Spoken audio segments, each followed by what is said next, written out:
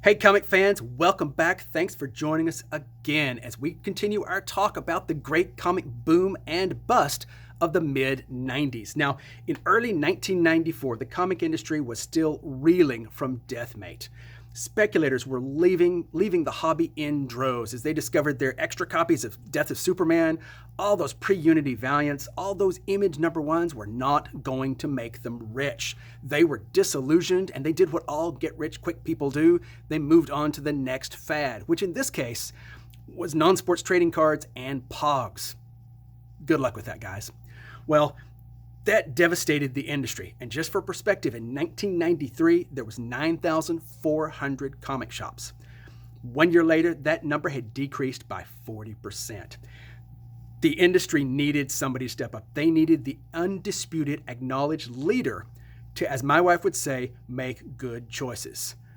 But that's not what happened. In fact, you're going to hear about a series of disastrous decisions like you've never heard before in today's segment of Interestingly Enough.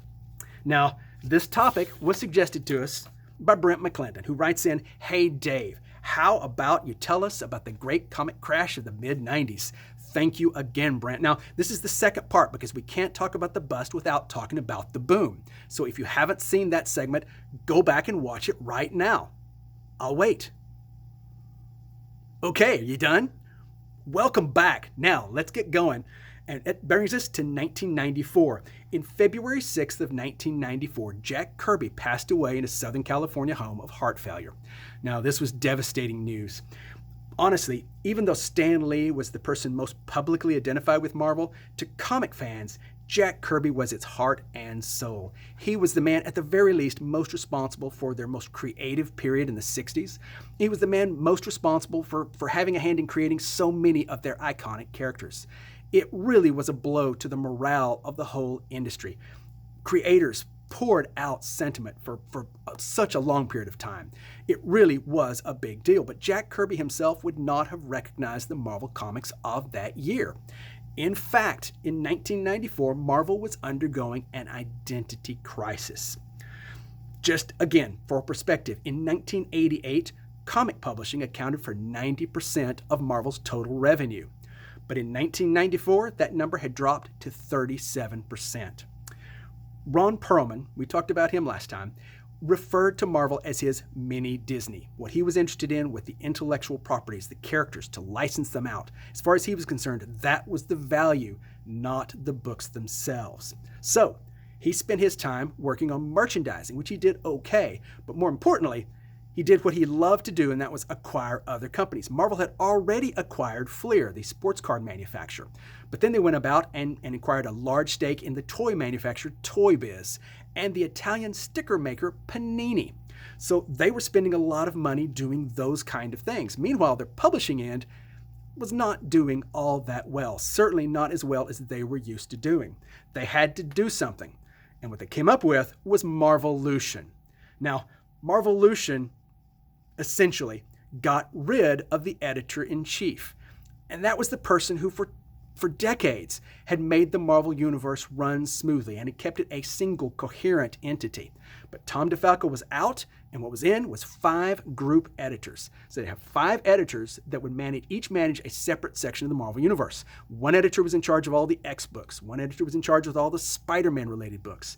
One editor was in charge of what they called Marvel Edge, that had Ghost Rider and Doctor Strange and the edgier characters. But this had some problematic consequences. For one thing, there was no longer a single person overseeing the whole thing, and the Marvel Universe lost its coherent aspect. But even more importantly, the editors were pitted against each other. They had sales quotas, they had numbers they had to meet to keep their jobs. This meant that the editors not only worked solitarily, it meant they were not above poaching talent from the other editors. They were producing so many books, and there were so many books just in the industry at large, there wasn't enough really top creative talent to go around. So editors had no problem trying to lure artists away from another editor. This made them all just working in isolation. In fact, one staffer remarked at the time, it would have been easier to have Spider-Man team up with Superman than to have him team up with the X-Men.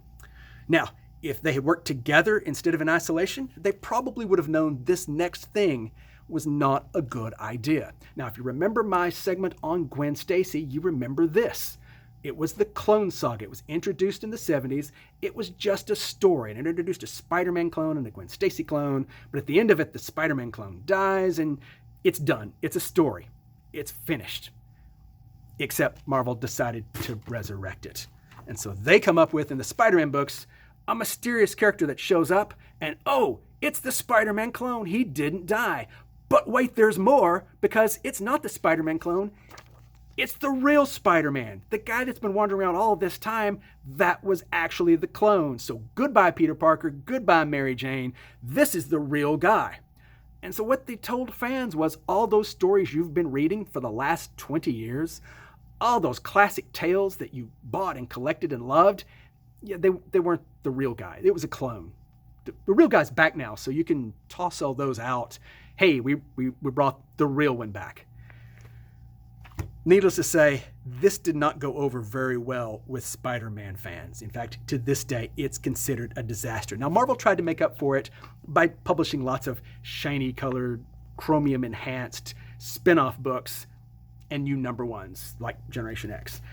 But it was not really enough. All in all, their line was not doing well, and they were having problems in other aspects too.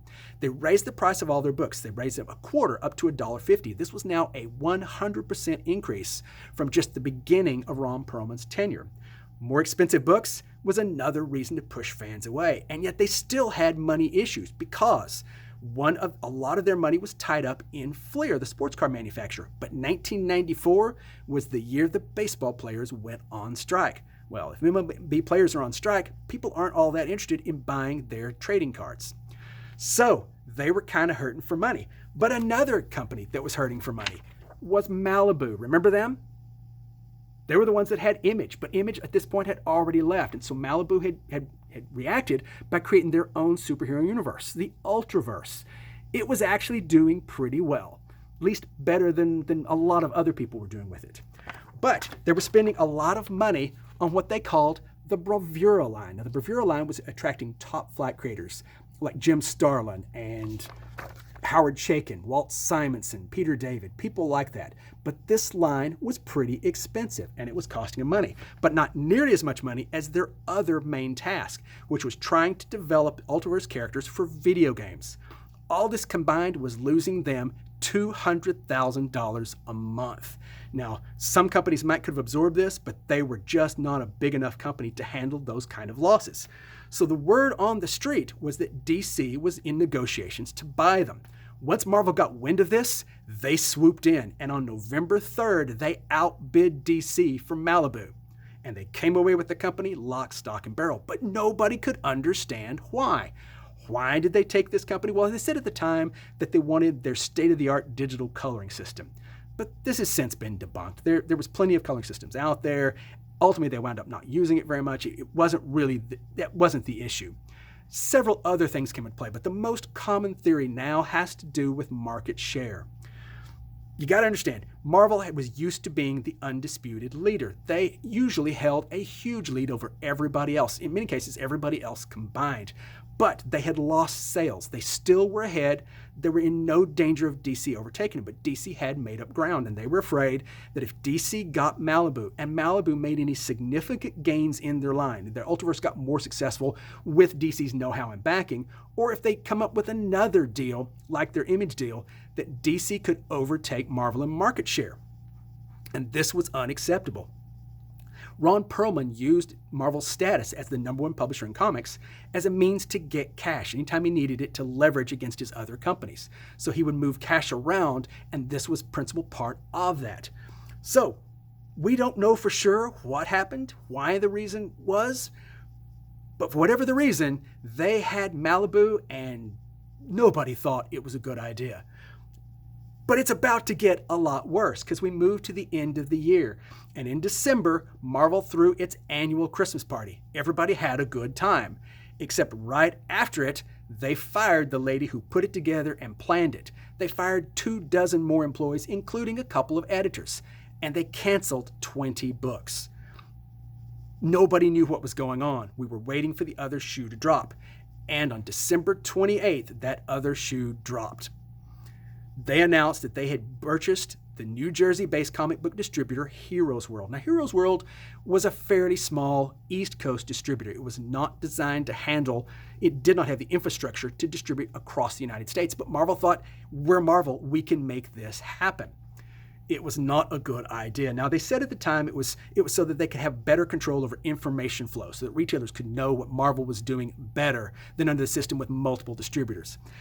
But the more real story, and one that they very much admitted to in interviews, was they were tired of all these pesky other companies that had comics, that they felt like people were discovering them because they were going in to buy Marvel comics. They felt like the company catalogs would have people looking for Spider-Man, and then they'd see Spawn. This was unacceptable. There was no reason for anybody else to be riding Marvel's coattails. So if they had their own distributor, they could tell retailers what to order. They could handle everything. It's classic MBA practices. Control the entire chain, the production, the distribution. If they could, they would have controlled who bought the books, and that's what they were trying to do. Now, this was a bombshell. I cannot tell you what a colossal shakeup this was. Everybody in the industry was panicked, absolutely panicked, because all the other regional distributors throughout the U.S., with a couple of major ones in Capital City and Diamond, what were they going to do without Marvel? Would other companies go exclusive? It was generally accepted that they would. And sure enough, the first domino dropped in April of 1995 when DC announced an exclusive distribution deal with Diamond. It was not unexpected. But what was expected was that some of the other companies then would go with Capital City to make a little more parity in the distribution system. They figured Image, Dark Horse, Valiant would go with Capital City. But they did not do that. Instead, they quickly announced their own exclusive agreements with Diamond. This left Capital City with only Kitchen Sink and Viz, and that was simply not enough. It wasn't long before Capital City closed its doors, ending the era of multiple distributors. So, how did the companies cope with this new era, and in a time of turmoil and decreased sales to begin with? Well, for DC, it was business as usual. They brought back a rematch between Superman and Doomsday. Spoiler, this time Superman doesn't die. They brought a crossover because crossovers are always reliable, so Zero Hour was the big crossover of that year. They did a lot of things like that that was almost reassuring in its reliability. Less reassuring was the state of other companies. Valiant Comics. Now, Valiant, unfortunately, was one half responsible for Deathmate, and their sales had absolutely plummeted. Now, they were bought. They thought it was their savior by video game company Acclaim. Now, Acclaim bought Valiant for $65 million because it wanted the properties for video games. But $65 million is an obscene amount of money for the company the size of Valiant. It's only $17 million less than Perlman paid for Marvel. That was not a good decision. It was way too much money. And then they had to spend even more money trying to revitalize their line. Now, the first thing they did was Birthquake. Birthquake tried to revamp their entire line, bring on a few high-profile creators like Dan Jurgens.